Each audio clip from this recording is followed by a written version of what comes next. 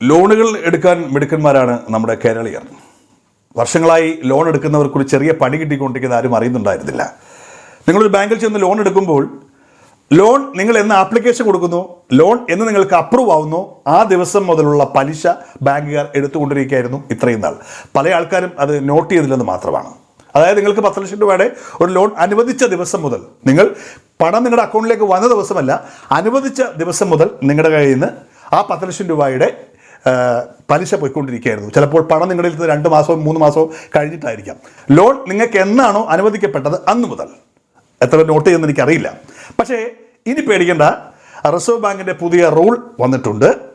എന്നാണോ നിങ്ങൾക്ക് അനുവദിക്കപ്പെട്ട ലോൺ നിങ്ങളുടെ അക്കൗണ്ടിലേക്ക് വരുന്നത് ആ ദിവസം മുതലുള്ള പലിശ മാത്രമേ കൊടുത്താൽ മതി. ഇത് നിങ്ങൾ പല ആൾക്കാരും അറിയാതിരുന്ന കാലമാണ്. നിങ്ങൾ പല ആൾക്കാരും ഇത്തരത്തിലുള്ള കാശ് അടച്ചിട്ടുമുണ്ടാവാം.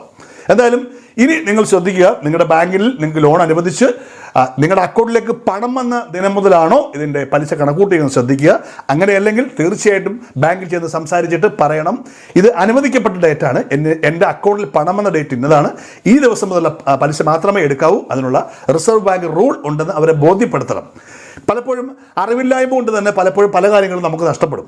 ബാങ്കുകാർ അവിടെ ഇരിക്കുന്നത് വെറുതെ അല്ല, അവരുടെ പ്രധാന വരുമാന മാർഗം ലോണിൽ കൂടെയുള്ള പലിശ തന്നെയാണ്, ഇൻട്രസ്റ്റ് തന്നെയാണ്. അപ്പോൾ എത്രത്തോളം നിങ്ങൾ അറിവില്ലായ്മയെ ചൂസ് ചെയ്യാൻ മുതലെടുക്കുവാൻ അവർ ശ്രമിക്കും. അപ്പോൾ ഈ ഒരു ഇമ്പോർട്ടൻ്റ് കാര്യം കൂടെ മനസ്സിലാക്കിയിരിക്കുക. ഇനി മുതൽ നിങ്ങളുടെ അക്കൗണ്ടിലേക്ക് പണം വന്ന ദിവസം മുതലുള്ള പലിശ മാത്രമേ നിങ്ങൾക്ക് നിങ്ങളുടെ ലോണിന് കൊടുക്കുവാൻ പാടുള്ളൂ. ഓർത്തിരിക്കുക.